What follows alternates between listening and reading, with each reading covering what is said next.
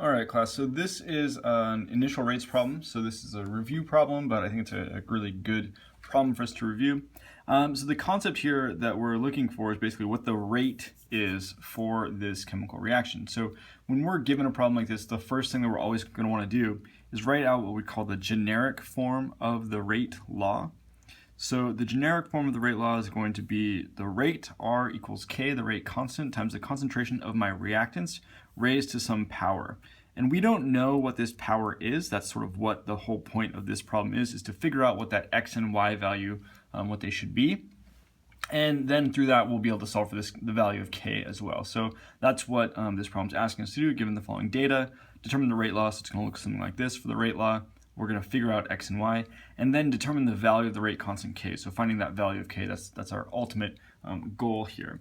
So in this problem, what we're going to want to do basically is figure out what this X and Y value, what they are based off of this data. So when I look at this data, basically what it's telling us is if I start with these initial concentrations of HgCl2 and C2O42-, then these are the initial rates that I observe. So anytime I see a change in this concentration and I see a change in my rate, well, that's going to sort of tell me some information about solving for this order. So for this problem, what I do first is I would look at experiments 1 and 2. So if I compare experiments 1 and experiments 2, I can see that the concentration of C2O42- doubles. So I'm getting a doubling of that concentration. And then for the rate, I'm seeing it's actually going to quadruple. Rate quadruples. So when the rate quadruples, I sort of have to say to myself, well, how is that happening? What effect are we seeing here? So when I look at this rate law, I'm going to write a 4 for my rate. And now all of this, K, HgCl2 to the X, this is all going to be constant. So it's not going to change.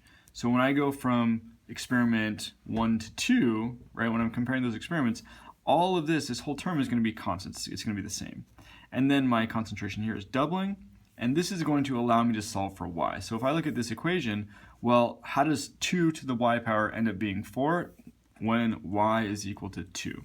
So this is telling me that my y value is equal to 2. My order in C2O42- is second order. Now for my concentration, for my order of HgCl2, I'm going to compare experiments 2 and 3. So if I compare experiments 2 and 3, so I'm going to really compare sort of experiment 3 to experiment 2. So it's easier to think about things doubling. So I'll just say, well, going from experiment 3 to experiment 2, my concentration of HgCl2 is going to double. And my rate is also going to double. So right away from that, we can see that order is going to be 1, but let's just sort of write it out. So for my rate doubling, I would write a 2 here. And that's going to equal some constant K, so that's going to be a constant, times my concentration of HgCl2, which is doubling to the X power, and then my concentration of C2O42-, which we now know is to the second power. This is also going to be constant. So the things that I've underlined, those are going to be constant. They're not going to change.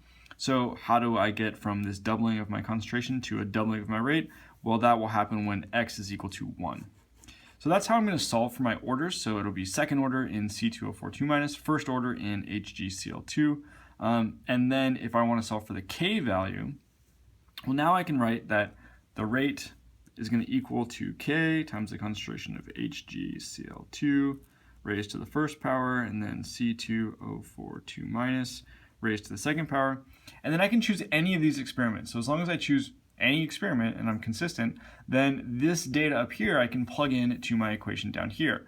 So for my initial rate, if I choose experiment 1, my initial rate is going to be 1.8 times 10 to the minus 5th.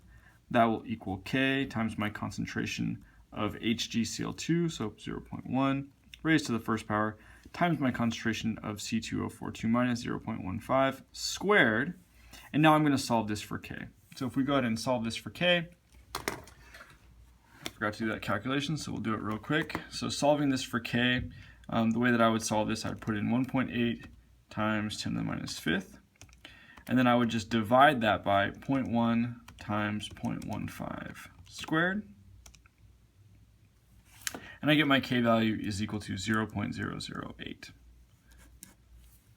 Okay, so that is just another example of this initial rates problem.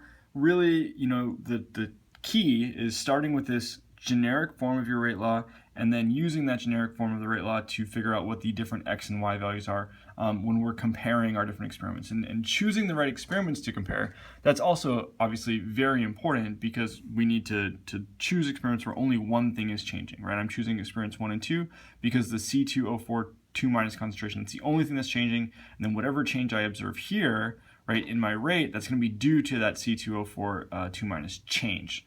Same thing for HgCl2. All right, hope that helps.